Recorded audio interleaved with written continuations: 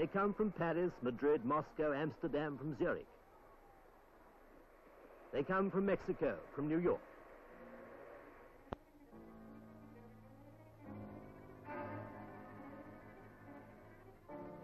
From faraway places with melodious names, they make for here. From Moscow, Paris, London or Rome, Eurovision's pictures arrive here.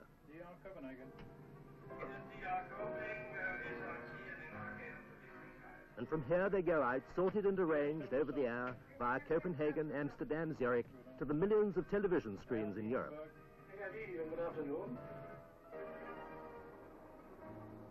Here is Brussels, beflowered crossroads of main air routes, flowering stones at the crossroads of the main highways of art, at the crossroads of the great streams of civilization, lush flowers blossoming at the crossroads of trade and commerce.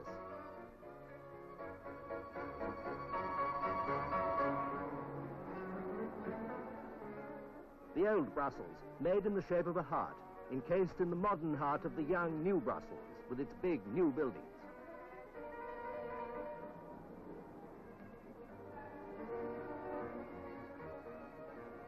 In the veins of Brussels runs the blood of all Belgium. In Belgium's veins, the blood of all Europe, from the 4 points of the compass. Red, rich, pulsating.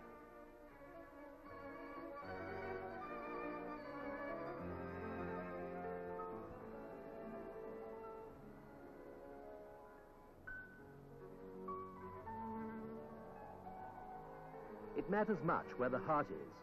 Providence here has been kind. But then you don't put the vital organ just anywhere. Like the heart, Belgium's position is privileged, her geographical situation ideally suited to her role and her vocation. First, she has those two arteries, the Scheldt and the Meuse, accessible, wide, deep.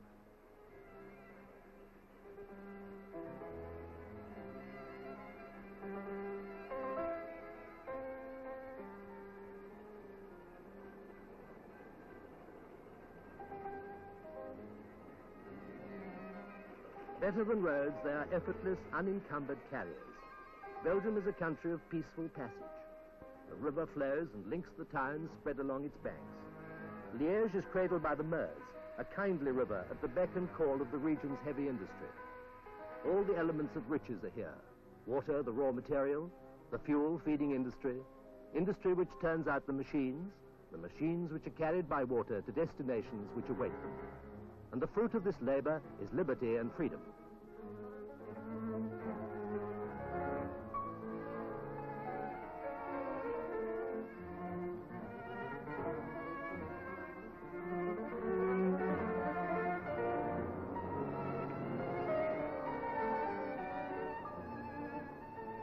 Freedom flows out from the very steps of the Perron of Liège.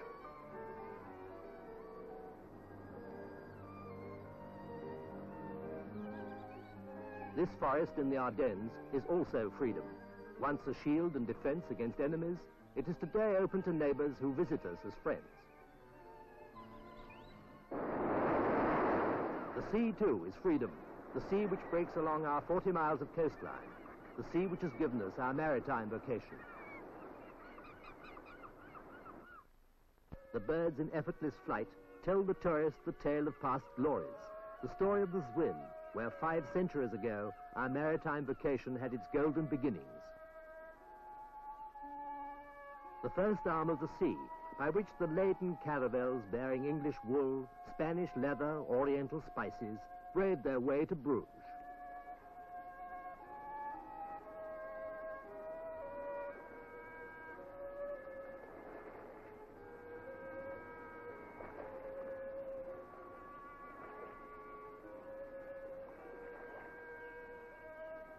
Principal northern port in the Middle Ages, it was a center of international commerce, a center of European and indeed international trade. In the wake of trade came culture, Greco-Roman and Christian at the same time.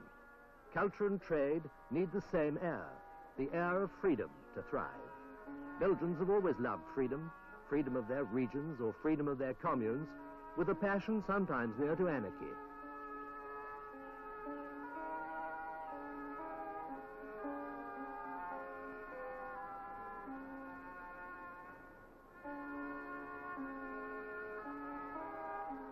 The Dukes of Burgundy included the names of our provinces in their dream of empire.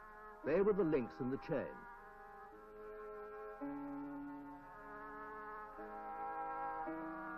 But Charles the Bold, with massive force of arms, shattered their dreams and broke the links before they were even forged. Charles V, born in Ghent in the early days of his century, sought to reproduce the Burgundian design. As Emperor of the West, he looked for a metropolis worthy of his empire on which the sun should never set. Bruges was already no more than a museum piece, choked by the sands of the Zwin.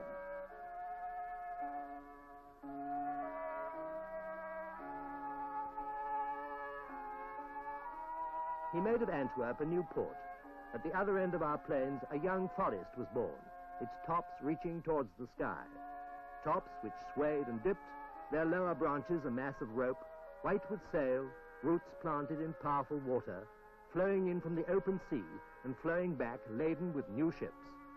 In this prosperous city, as in all the other industrial and commercial centers of the country, the corporations were strong.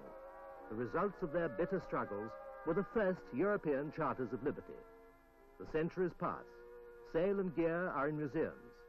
Sand was not strong enough to stifle the growth of one of the world's great ports.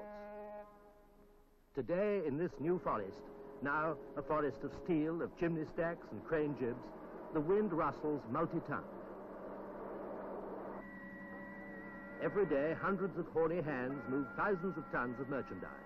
Every day, a part of the world's trade is handled in the nets of the cranes. Every day, thousands of carats sparkle from the finest diamonds under the expert eye of the most highly skilled cutters. Cutters of precious stones or hewers of blocks of stone, you have made, each according to his skills, this stone, symbol of your prosperity.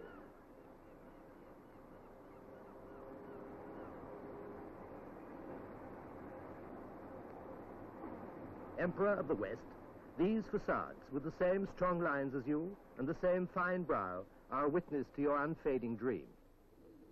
But this low country, as it was known in olden times, beside the sea, has known the contradictions of history. It sought to be a meeting point, a clearing house, a crucible. It was often a battlefield and always the point of invasion. Its names echo the clash of swords, the galloping of horses. Golden Spurs, Warrington.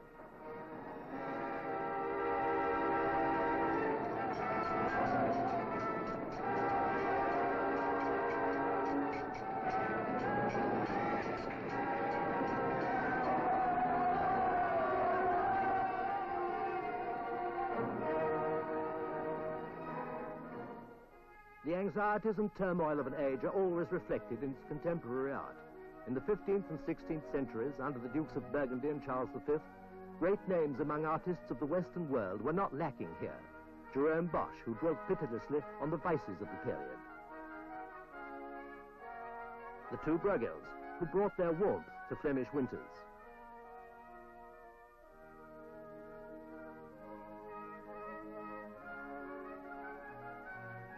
In Tournai, other fine artists who wove biblical legends into their close-knit patterns.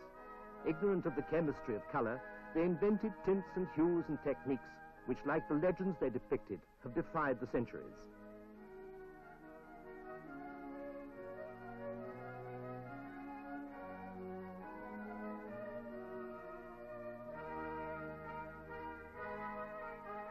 The models of Memling, Van Eyck, de la Pasture were the young maidens of our times.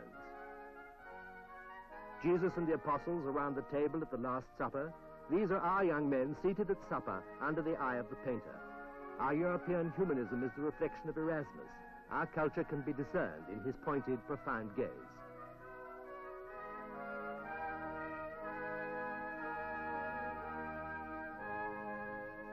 Where is the divide between artist and craftsman in this wood, molded with so much strength and so much tenderness by the spirit and the hands of a Brabantine sculptor?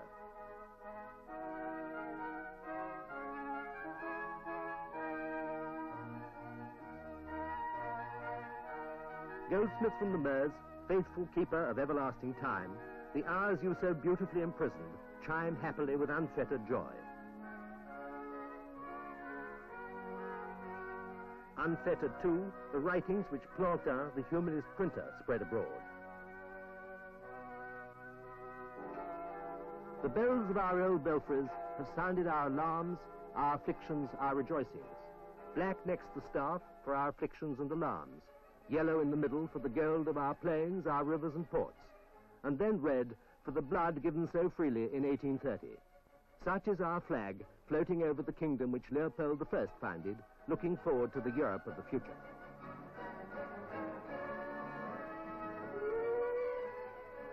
These earliest means of mechanical transport, which we look on with sentimental affection, opened up the paths of our country to friendly nations. Today, the iron road is a road of velvet, fast and comfortable. Distance is annihilated between center and circumference, between Belgium and the rest of Europe. The parallel tracks merge this side of the horizon.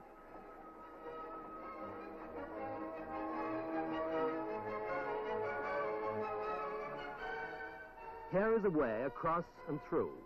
Call it the symbol of mediation, of equilibrium. Here the present takes problems in its stride, masters them,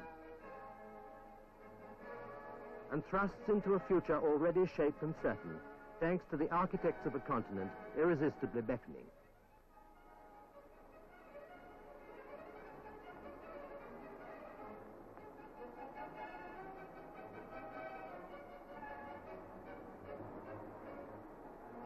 Men of goodwill, speak one to another. Let your meeting ground be here, where you are awaited, nay, where you are wanted. Your questions are our questions, and the answers we will find together. We will be open with one another. Already our friendship and our sentiments are secure. Western in essence, they will melt in this crucible into the universal.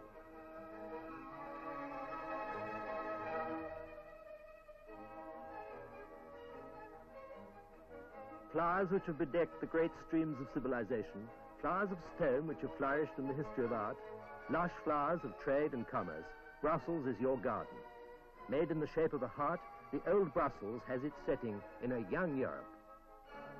Paris, Copenhagen, Hamburg, London, Amsterdam, Rome, Madrid. Your pictures merge and mingle in Brussels.